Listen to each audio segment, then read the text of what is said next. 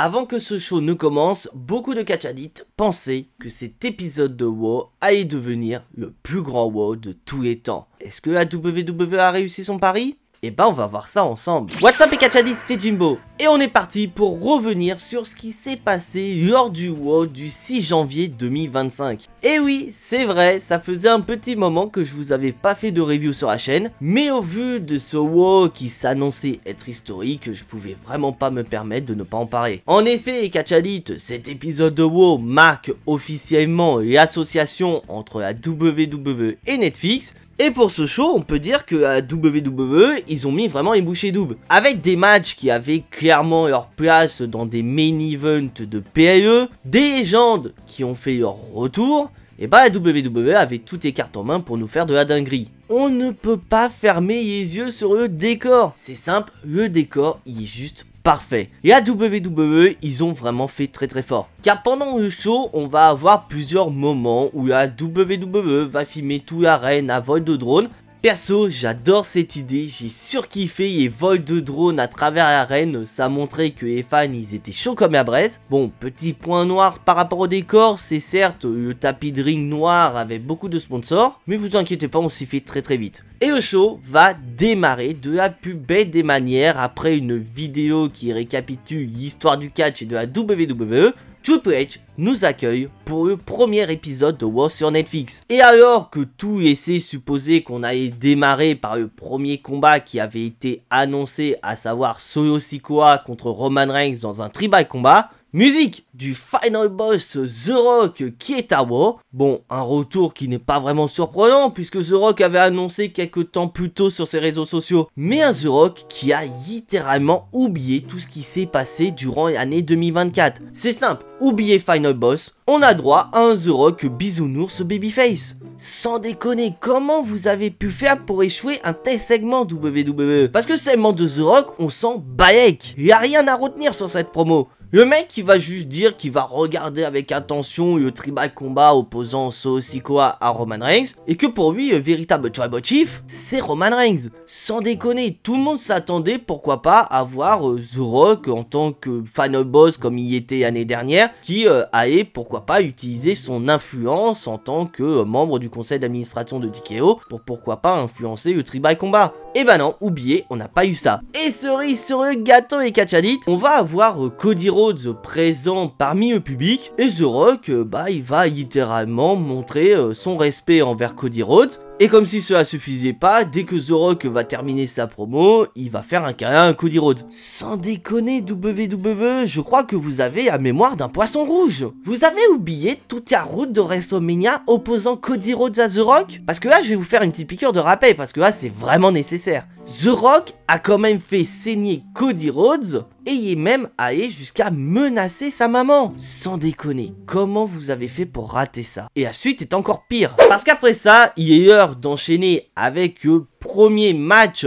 officiel sur Netflix, le tribal combat opposant Solo Sikoa à Roman Reigns. Et bordel, avec cette arène totalement dingue, l'aura de Roman Reigns est vraiment à son paroxysme. C'est simple, Roman Reigns avait juste son aura, il est capable d'écraser Solo Sikoa. Mais vous allez voir que le début du combat ne va pas tourner à l'avantage du OTC, mais bien du tribal chief actuel Solo Sikoa. Après, on est vraiment dans un match format Bloodline, à savoir un format vraiment très lent. Et comme j'ai dit précédemment, ce n'est pas Roman Reigns qui va prendre l'avantage, mais bien Solo Sikoa. Et comme il s'agit d'un tribal combat, il n'y a aucune disqualification, donc les deux catcheurs vont rapidement se bagarrer à l'extérieur, puis surtout ils vont pas du tout se gêner pour utiliser des armes. Et on voit que Solo Sikoa, c'est littéralement l'un des catcheurs de l'année 2024 à la WWE. Sans déconner, il va prendre rapidement l'avantage sur Roman Reigns, même si Roman Reigns va tenter à plusieurs reprises de reprendre l'avantage. Solo Sikoa va profiter de la stipulation et va porter un coup dans les bouillas papa de Roman Reigns et calmer le OTC en lui éclatant le dos sur des chaises avec un rock bottom, mais ce n'est pas suffisant pour calmer Roman Reigns. Et Solo Sikoa, il va tellement dominé le match qu'il va même se permettre, après un coup des escaliers en acier, il va s'asseoir dessus et va regarder Roman Reigns. Je sais pas ce qu'il faut Catch Addict pour admettre que Solo Sikoa y a un potentiel incroyable. Mais bien que Solo Sikoa domine le combat, ce n'est pas suffisant pour repartir avec Ulafaya. Solo Sikoa va augmenter les enchères et va aller chercher une table à l'extérieur. Solo Sikoa n'aura pas le temps de la mettre en place, ce sera Roman Reigns qui va le faire dans le ring. Et attention Roman, parce que souvent ceux qui mettent la table en place dans le ring, bah ils passent souvent à travers. Solo Sikoa va reprendre l'avantage avec un kendo sticks. Et alors que Solo Sikoa reprend l'avantage, il va se permettre de faire un petit sermon à Roman Reigns. Tout ça va stimuler le OTC qui va reprendre l'avantage et va porter un powerbomb faisant passer le Tribal Chief à travers une table.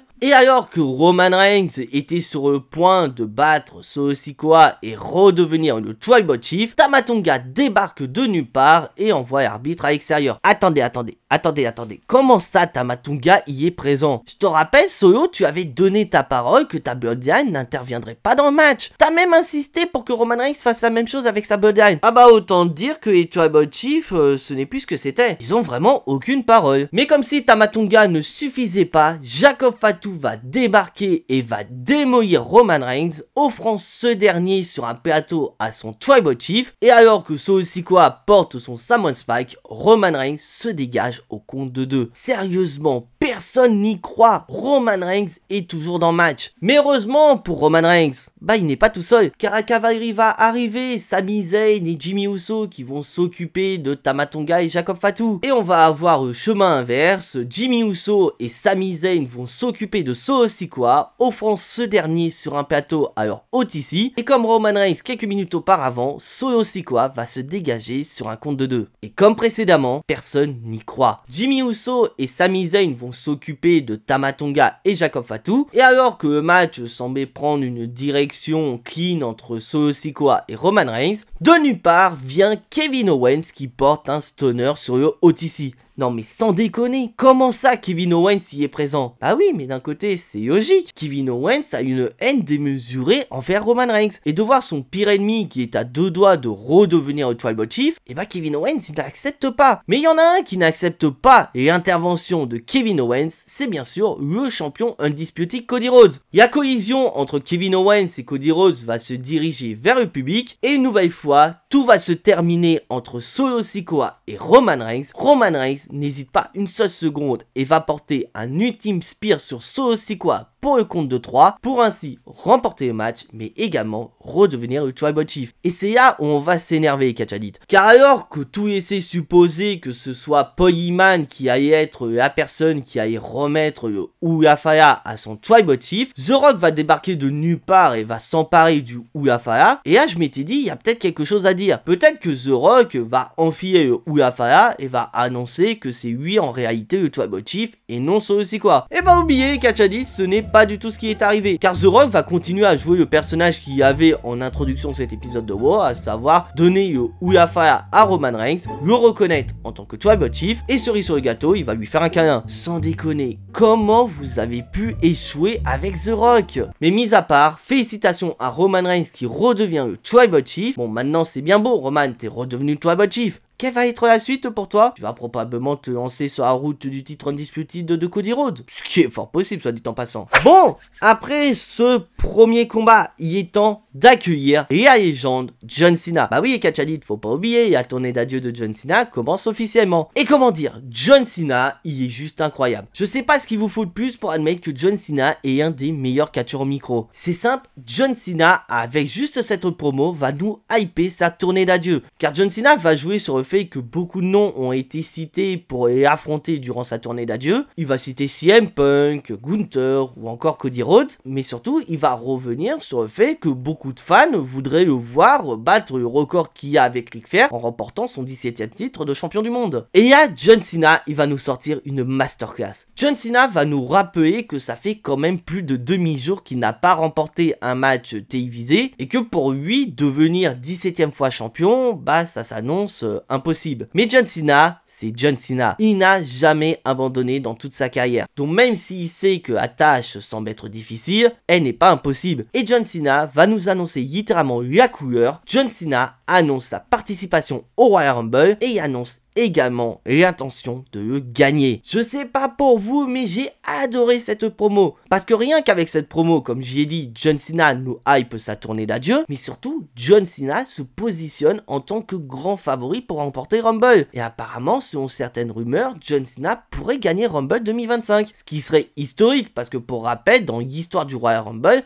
un seul catcheur a gagné à 3 reprises, c'est Stone Cold Steve Austin. Et donc avec cette possible victoire en 2025, John Cena pourrait le rejoindre après avoir remporté le Rumble en 2008 et 2013. Ce serait juste historique. Mais j'ai quand même eu l'arme à l'œil parce que officiellement c'est la dernière année de John Cena à la WWE. Et après cette masterclass signée John Cena, il est temps de passer au premier match de championnat de l'histoire retransmis sur Netflix, le Last Woman Standing Match opposant Rhea Ripley à Liv Morgan. Non mais attendez WWE, vous avez donc pour enchaîner les conneries ce soir. Et où la stipulation entre Rhea Ripley et Liv Morgan? Je sais pas pour vous, mais quand j'ai vu le premier tomber du match, je dis attendez, il y a un problème là. Parce que je rappelle qu'un Last Woman Standing Match, c'est un match où il n'y a pas de règles, il n'y a pas de tombée, il n'y a pas de soumission, et que le seul moyen de gagner le match, c'est de tabasser son adversaire suffisamment pour qu'il ne puisse pas se relever au compte de 10 de l'arbitre. Donc pourquoi il y a un tombé? Eh ben non, apparemment la WWE, ils ont totalement oublié cette stipulation. Car comme on s'en doutait, peu importe la stipulation, on allait avoir des interventions de Dominic Mysterio et de Raquel Rodriguez. Mais comme le doute plané sur la présence de la stipulation, quand on a vu que ces derniers sont intervenus comme des petits chacals, on savait très bien que la stipulation, la WWE, ils ont décidé de mettre ça à la poubelle. Alors que sans déconner, le match, il est très bon. C'est limite, selon moi, le meilleur match entre Rhea Ripley et Liv Morgan. Mais avec la stipulation, ça aurait été bien meilleur. Car Liv Morgan, elle fait vraiment jeu égal avec Rhea Ripley. Qui est quand même assez étonnant, parce que d'un point de vue physique,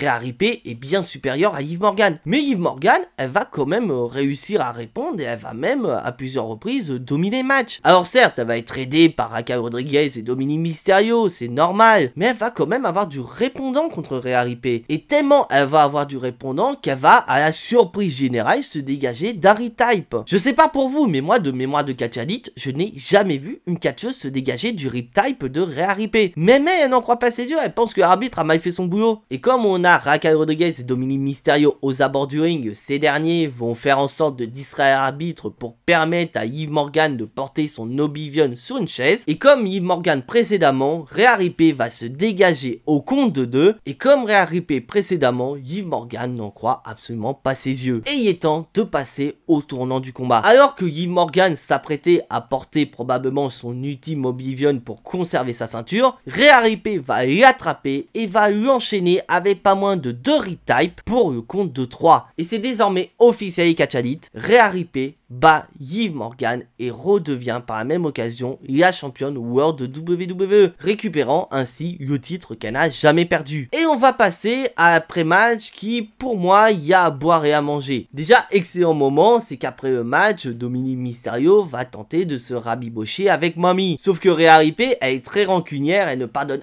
absolument pas à Dominic Mysterio de l'avoir trahi à SummerSlam, et elle va donc décider de remonter le service 3 pièces de Dom Dom et enchaîner avec R-Type. Et là, on est quand même obligé de parler au sujet qui fait débat. Car après avoir fait tout ça, Rhea Ripley remonte la rampe d'entrée et on a le gong de l'Undertaker. Mais pas un Undertaker en format Deadman. Un Undertaker format American Badass qui va faire son petit tour d'honneur à moto et poser avec Rhea Ripley. Sans déconner, vous faites venir des légendes pour faire n'importe quoi. Mais en tout cas, félicitations à Rhea Ripley qui réalise le premier changement de titre de l'histoire de la WWE sur Netflix, et en espérant que voilà, il y a un bien meilleur règne que le règne qu'elle avait précédemment. Et après un segment backstage où Chad Gable a exprimé son mécontentement et veut lancer son année 2025 de la plus belle des manières, en annonçant à Adam Pearce qui veut affronter le meilleur luchador à la WWE, ce qui peut laisser supposer que Penta va faire ses débuts officiellement la semaine prochaine.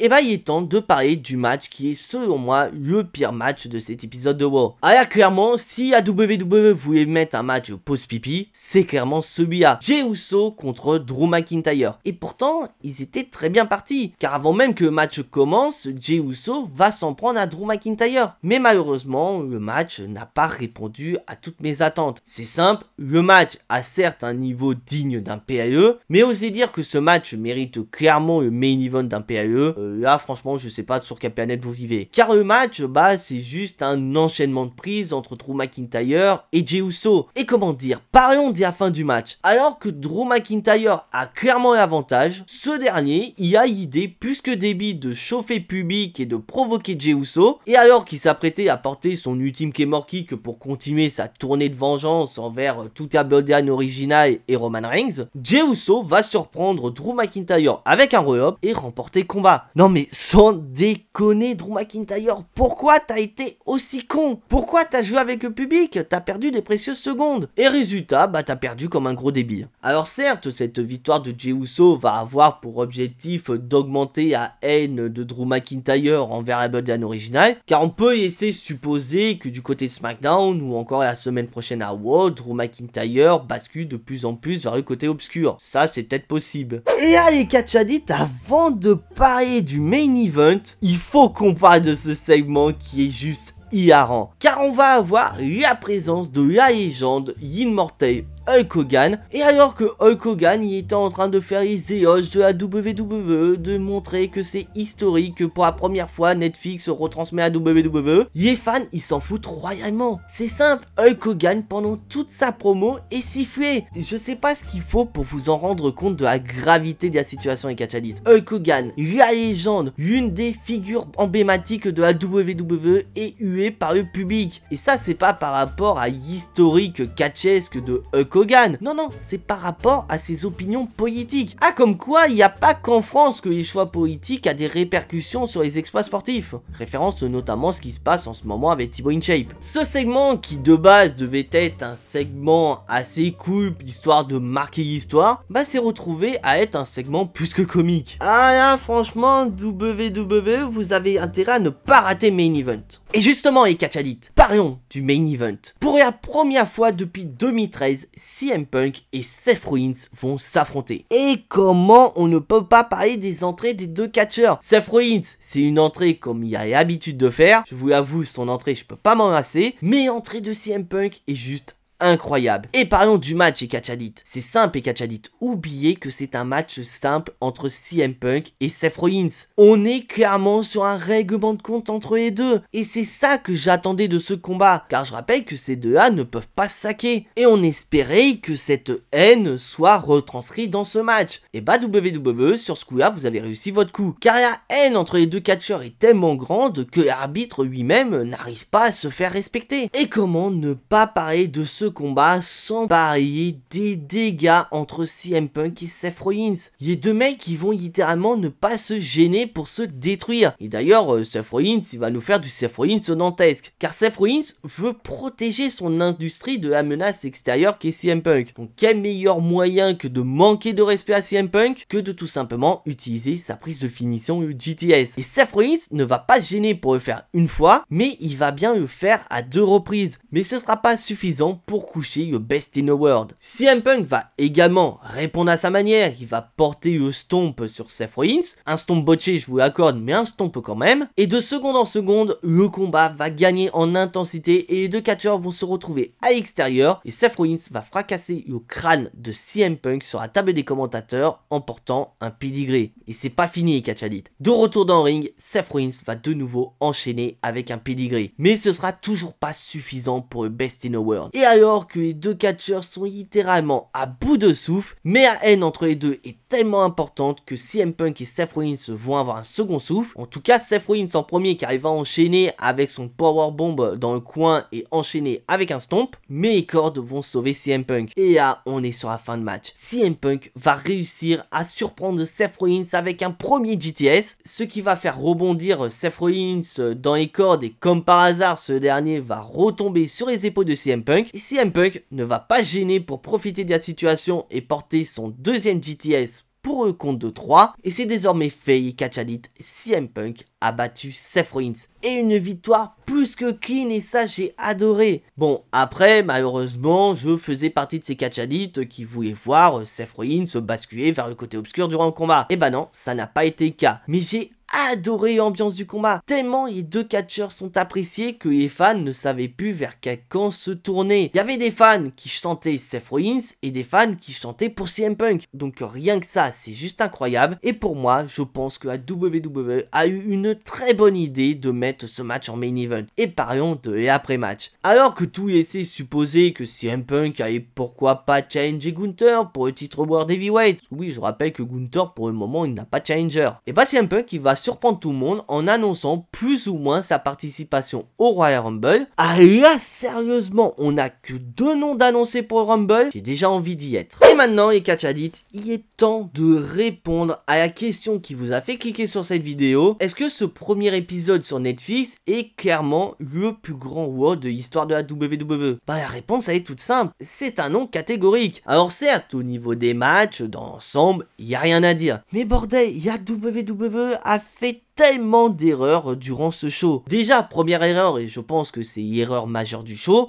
pourquoi vous avez fait revenir The Rock en mode bisounours? On voulait certes The Rock de retour, mais on voulait avant toute chose le retour du Final Boss. Parce que là, avec ce qui s'est passé, oubliez The Rock à WrestleMania pour affronter Roman Reigns. Parce qu'il y en a, ils vont me dire, oui, mais si ça se trouve, c'est tout un subterfuge, on va peut-être avoir The Rock au Royal Rumble, il va peut-être éliminer Roman Reigns et ça va lancer en route vers WrestleMania. J'aimerais bien, mais j'y crois absolument pas avec ce qui s'est passé. Et autre point négatif à retenir sur ce show, c'est la présence des légendes. Bon, outre la présence de John Cena qui nous a délivré une masterclass, il y a la présence de Undertaker, de Hulk Hogan. Est-ce que c'était vraiment nécessaire? Parce que Undertaker, il a juste fait un petit tout d'honneur, il a posé avec Rhea Ripley et c'est tout. Et Hulk Hogan, je n'en parle absolument pas. Le mec, il va nous faire une promo de 3-4 minutes et durant toute cette promo, il est hué. Alors c'est cool faire revenir une des plus grandes légendes de ta fédération pour promouvoir ton show et montrer que l'histoire s'écrit, mais si ta légende est huée, c'est vraiment un échec. Donc c'est avec tout ça que selon moi, cet épisode de WoW est très loin d'être le plus grand rôle de l'histoire de la WWE. Mais n'empêche, je suis assez curieux de voir la suite des événements. Et donc maintenant, c'est à vous les Catch Addicts, n'hésitez pas à me dire dans les commentaires ce que vous avez pensé de cet épisode de WoW, et je vous cache pas, c'était un énorme pied de regarder ce show sur Netflix en compagnie de Christophe Ajus et Nadir Mohamedi. Parce que si vous savez pas les Catch Addicts, j'ai énormément du mal en anglais. Et voilà les Catch Addicts, c'est tout pour cette vidéo et j'espère qu'elle vous a plu. Si c'est le cas, je vous invite à lâcher votre plus gros pouce bleu, c'est entièrement gratuit et ça reste un énorme moyen de me soutenir. Si jamais vous n'êtes pas abonné à cette chaîne YouTube, vous savez ce qu'il vous reste à faire après avoir vu cette vidéo. Il vous reste plus qu'à cliquer sur le bouton abonner, c'est également gratuit, ça reste également un énorme moyen de me soutenir. Et je vous invite bien évidemment à cliquer sur la petite cloche pour être notifié de la sortie des prochaines vidéos. Parce que oui les Catch Addicts, en parlant de vidéos, on se retrouve vendredi pour parler des histoires les plus dingues du Catch Universe. Mais d'ici là, portez-vous bien et on n'oublie pas le plus important, soyez tous